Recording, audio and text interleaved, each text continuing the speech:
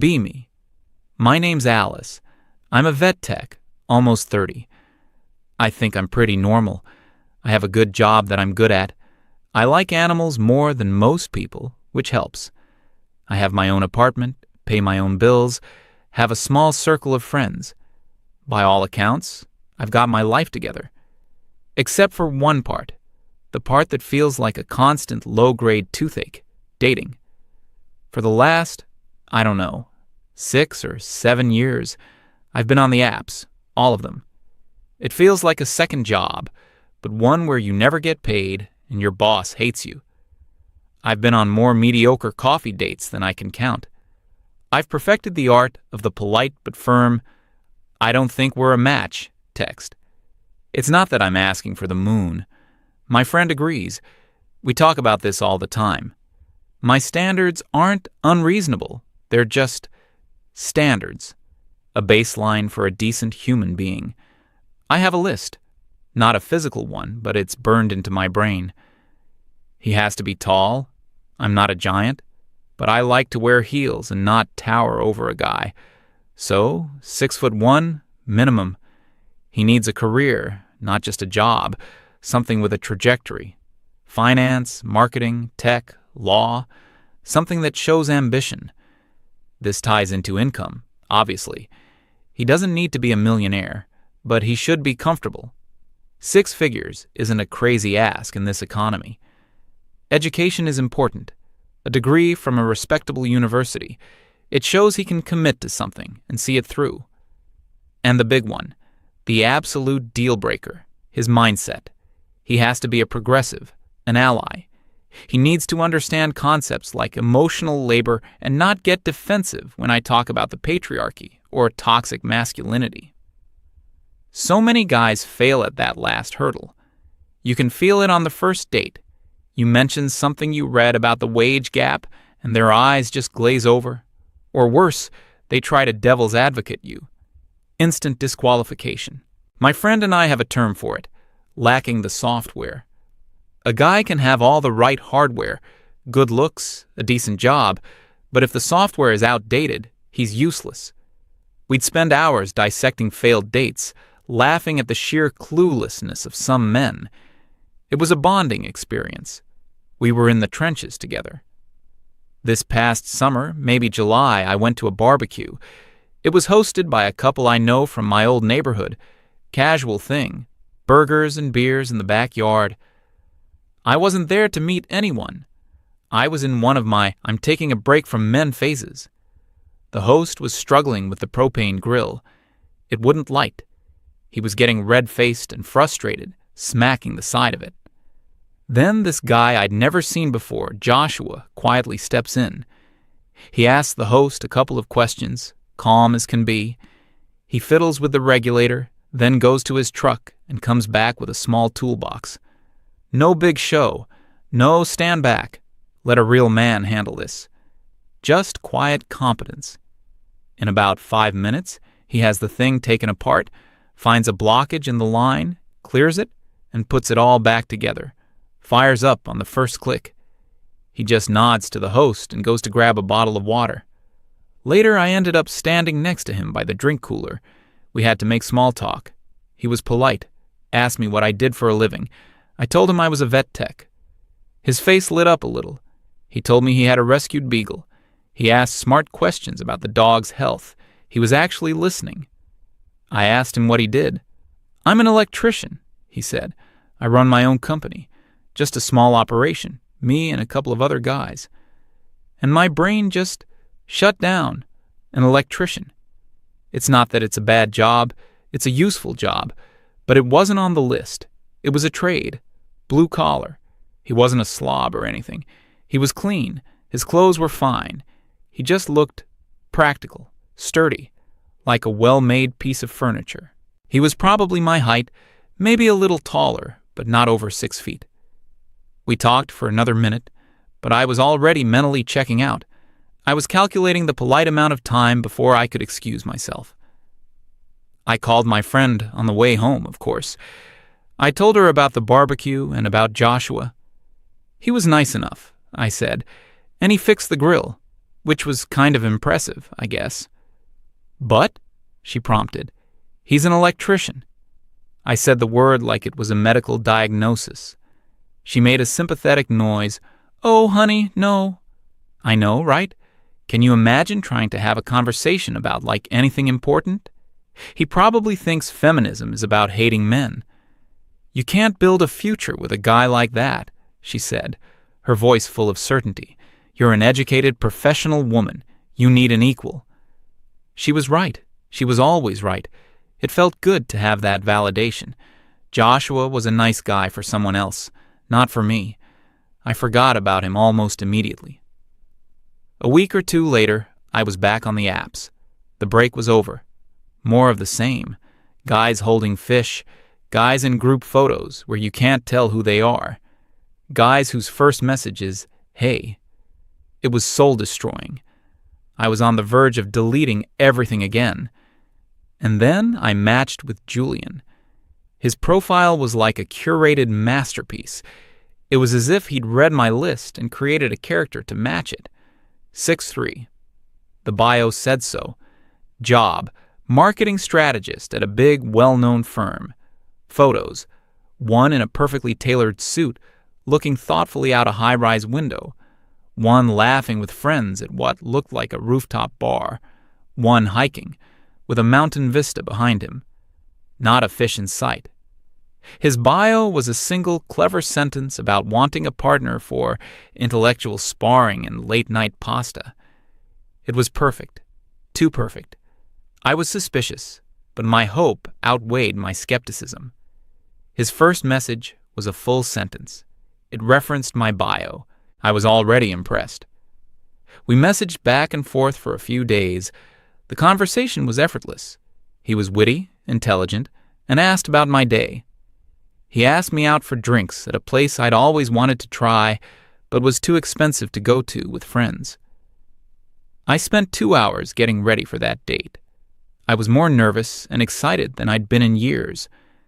The date was even better than the texts. Julian was incredibly charming in person. He looked like his pictures, only better. He held my chair for me. He made eye contact. He remembered little details from our text conversation. I decided to test him. I brought up a semi-controversial feminist author I'd been reading. He didn't miss a beat. He knew who she was. He said he'd read a few of her essays and thought she made some incredibly salient points about systemic inequality. He called himself a work in progress, an ally who was always learning and trying to do better. It was like every fantasy I'd ever had about a first date coming true. He insisted on paying. He walked me to my car. He didn't push for anything more than a hug. He texted me an hour later saying he had an amazing time. I practically floated home. I called my friend and gushed for a solid 30 minutes. "I found him," I kept saying. "I actually found a good one." The next few weeks were a blur. He was the perfect boyfriend. He planned thoughtful dates, a picnic in the park, a visit to an art gallery, a cooking class. He texted me good morning every day. He called me on his way home from work just to chat. He met my friend and completely charmed her. She pulled me aside later and told me, "Do not let this one go." I deleted all the dating apps from my phone. I felt so smug. I'd done it. I'd waded through the swamp and found my prince. My patience and my high standards had paid off. It was maybe the second month when the little things started. A good morning text would arrive at noon instead of 8 a.m. He'd take a few hours to respond to a message, when before he'd always replied within minutes. When I asked if he was okay, the excuse was always work. Just got slammed with a new project. My boss is a nightmare. Sorry for being off the grid. Had to put out a fire for a client. They were all plausible. He had an important job. I wanted to be the supportive, cool girlfriend, not the needy, clingy one. So I'd just say, "No problem. Hope it gets better soon." Then he canceled a date. We had dinner plans for a Friday night. He texted me an hour before. "Hey, so sorry. I have to bail. My team just got called into a last-minute brainstorming session. Going to be here all night. Rain check soon? I was disappointed, but I understood. I told him not to worry about it. I spent the night on my couch, watching a movie and feeling a little lonely. The next time we saw each other, he was extra affectionate, telling me how much he missed me and how stressed he was at work. He made me feel guilty for even being a little bit annoyed. The pattern continued. The gaps between his texts grew longer. Plans became more tentative, always conditional on his workload. He started using therapy speak against me. I tried to bring it up one night. I used all the I statements I'd read about online. I feel a little disconnected when I don't hear from you for a whole day, I said gently. His face hardened. I need you to respect my boundaries, he said, his voice calm and level. My work is very demanding, and I don't have the emotional bandwidth to be in constant contact. I need a partner who understands that and can give me space. I felt like I'd been punched in the gut. He'd turned it around and made me the bad guy. I was the one being unreasonable. I was the one not respecting his needs. I apologized. I promised to be more understanding. The physical distance grew too. The sleepovers became less frequent. He'd say he needed to get up early for a meeting and had to sleep at his own place. The whole thing felt like it was slipping through my fingers, and the harder I tried to hold on, the faster it slipped away. My friend told me to be patient. High-powered men are like that, she advised. His career is a priority. You just have to be his peace, the place he comes to relax. Don't add to his stress. I tried. I really did. I bit my tongue. I swallowed my disappointment. I replied to his once-a-day texts with cheerful emojis. I was playing the part of the cool, low-maintenance girlfriend, and it was eating me alive. I felt a constant humming anxiety in my chest. I was so afraid of doing something wrong and pushing him away for good. I was losing myself trying to be the person I thought he wanted, but I kept telling myself it was worth it. This was the guy, the one from the list. A little bit of turbulence was to be expected. This was what a real adult relationship was like. I had no idea how wrong I was. The end came out of nowhere, or maybe I had just been refusing to see the signs. It was a Saturday night. Julian had canceled our plans again. Another work emergency. I was scrolling through social media, bored and feeling sorry for myself. I was tapping through the stories of people I barely knew when I saw it. It was a video, posted by some girl I think I'd met once at a party. A loud, crowded apartment, music thumping. In the background, for only a second or two, I saw him. It was definitely Julian. Same shirt he'd worn on our last date. He wasn't staring at a laptop or on a conference call. His arm was wrapped tightly around the waist of another girl, a pretty brunette. He was leaning in, whispering something in her ear, and she was laughing, tilting her head back. They looked intimate, comfortable, like they'd been doing this for a long time. The air left my lungs. My phone felt heavy in my hand. I played the video again and again, 10 times, 20 times. I zoomed in. There was no mistaking it. That was him. The work emergency was a party. The last-minute brainstorming session was another woman. Every excuse, every canceled plan, every delayed text message suddenly clicked into place. It wasn't about his demanding job. It was never about his job. I felt a surge of white-hot anger, followed by a wave of cold, crushing humiliation. I had been such a fool. I had defended him, made excuses for him, twisted myself into knots to be the cool girlfriend, all while he was doing this. I took a screenshot of the video, zoomed in on him and the girl, and sent it to him. My only text was, "Looks like a tough brainstorming session." My hands were shaking. I stared at the screen, waiting. For what? An apology? An explanation? A lie? The little delivered receipt turned to read. The 3 little dots appeared, indicating he was typing. They appeared, then disappeared, appeared again, then nothing. I checked his profile picture. It was gone, replaced by the generic gray avatar. A message appeared below our chat history. You can no longer reply to this conversation. He had blocked me. No fight, no tearful confession, no screaming match, just a click. I was deleted. That was it. Months of my life, my emotional investment, my hopes, all erased with the press of a button. I didn't cry at first. I was in shock. I called my friend. She was furious on my behalf. He's a classic narcissist, she declared. He love-bombed you and then devalued you. This is what toxic masculinity looks like in its purest form. He's human garbage, she said. Men are trash, all of them.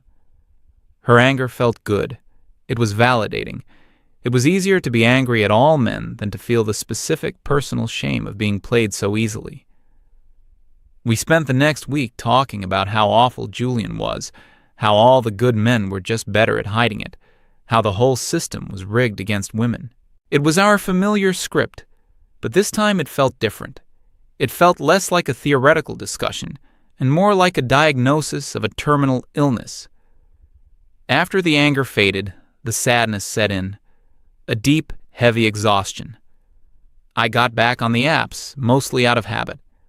A desperate attempt to prove to myself that Julian wasn't the only option. But my heart wasn't in it. Every profile seemed like a parody. The guy with the finance job, probably another Julian, just waiting to ghost me. The guy who said he was a feminist in his bio, probably just knew it was a good line. Every man was a potential threat. Every profile a collection of potential lies. The dates I forced myself to go on were disastrous. I was cynical and detached. I was projecting Julian's sins onto every man who sat across from me. One guy could tell. He looked at me halfway through our coffee and said, "You seem really angry. Are you okay?" I almost burst into tears right there. I made an excuse and left. The next few months were a blur of work, sleep, and commiserating with my friend. We became an echo chamber of bitterness. Every conversation revolved around the fundamental flaws of men. We convinced ourselves that being single was a political statement. We didn't need men. We were fine on our own. But on quiet nights, alone in my apartment, I knew it was a lie. I was profoundly lonely. I just didn't see a way out. The dating pool seemed like a contaminated reservoir, and I was tired of getting sick. It was sometime in the fall, maybe October. The leaves were changing. I ran into the guy who'd hosted that barbecue from the summer. We were in line at the same grocery store. We made small talk, the weather, work, the usual. "Hey," he said, as if just remembering something. "You met my friend Joshua at that party, right? The electrician?" The name barely registered at first. Then the image popped into my head. The guy calmly fixing the grill, the short, polite conversation by the cooler. "Oh, yeah," I said. "I remember him. How's he doing?" "He's doing great," the guy said, a big smile on his face. "His business is really taking off. He had to hire 2 more guys just to keep up with the work." He shifted his grocery basket. He bought a boat, a small fishing boat, nothing crazy. Takes it out on the lake almost every weekend now. Says it's the most peaceful he's felt in years. Then he said the thing that changed everything. He told me the other day he's completely given up on dating. Said it was like a rigged carnival game and he was tired of wasting his money and his time trying to win a prize that was probably broken anyway. He seems genuinely happy, you know? Just content. I stood there, holding a carton of milk, and felt like the floor had dropped out from under me. Content. Joshua wasn't miserable because he was single. He wasn't desperately swiping on apps, trying to find someone. He had just opted out. He'd looked at the circus of dating, as I'd come to think of it, and just walked away. He was building his business. He was enjoying his hobbies. He was creating his own happiness on his own terms. He didn't need a woman's approval or validation to feel complete. And in that moment, a thought hit me with the force of a physical blow. Julian, the perfect man from the list, was the one playing the game. He was an expert at it. He knew exactly what to say and do to win, only to discard the prize as soon as he got it. Joshua, the simple electrician, was the one who was too smart to play a rigged game in the first place. My entire worldview tilted on its axis. For years, my friend and I had been complaining that there were no good men left. It had never, ever occurred to me that the good men might not be gone, but had simply gone somewhere else. That they'd gotten tired of being judged on their height and their job title, tired of being tested and viewed with suspicion, tired of walking on eggshells, afraid of saying the wrong thing about toxic masculinity. They hadn't been rejected by us. They had rejected the entire process. My list, my stupid, arrogant list. It wasn't a tool for finding a good partner. It was a filter designed to screen out guys like Joshua and let in guys like Julian. I hadn't been searching for a good man. I'd been searching for a man who looked good on paper, and I'd gotten exactly what I asked for. I got home and felt a desperate, panicked urgency. I had been so wrong, so unbelievably, fundamentally wrong. I scrolled through my contacts until I found the number for the guy from the grocery store. My hands were trembling as I typed out the text. Hey, super random question, but would you happen to have Joshua's number? The guy from the BBQ. I'd like to ask him something. He sent it over a few minutes later, no questions asked. I stared at the number on my screen for a long time. An hour? Maybe more? What was I even going to say? Sorry, I wrote you off because of your job, but I've since been emotionally destroyed by the type of man I thought I wanted, and I now see the error of my ways. I decided to keep it simple. Hope for the best. I typed, Hi Joshua, this is Alice. We met at that barbecue over the summer. I know this is coming out of the blue, but I was wondering if you might be interested in getting coffee sometime. I hit send before I could lose my nerve, and then I waited. I paced my apartment. I checked my phone every 30 seconds. My heart was pounding. I was creating a whole new fantasy in my head. He'd say yes. We'd go out. I'd be different this time. I'd appreciate him for who he was. A stable, competent, kind man. We'd laugh about how I was an idiot before. It would be a great story to tell our kids one day. An hour later, my phone buzzed. It was him. My hands shook as I unlocked the screen. His reply was only 2 sentences. Hey Alice, thanks for the offer, but I'm going to pass. I'm not really dating right now. Wish you the best. That was it. No anger, no, oh, so now you're interested? No gloating. It wasn't rejection, not really. It was a statement of fact, a closing of a door that I never even knew was open. He wasn't playing the game. He wasn't on the field. He wasn't even in the stadium. He'd gone home. And I was standing there, in the middle of the empty circus tent, finally understanding that the real prize wasn't winning the game.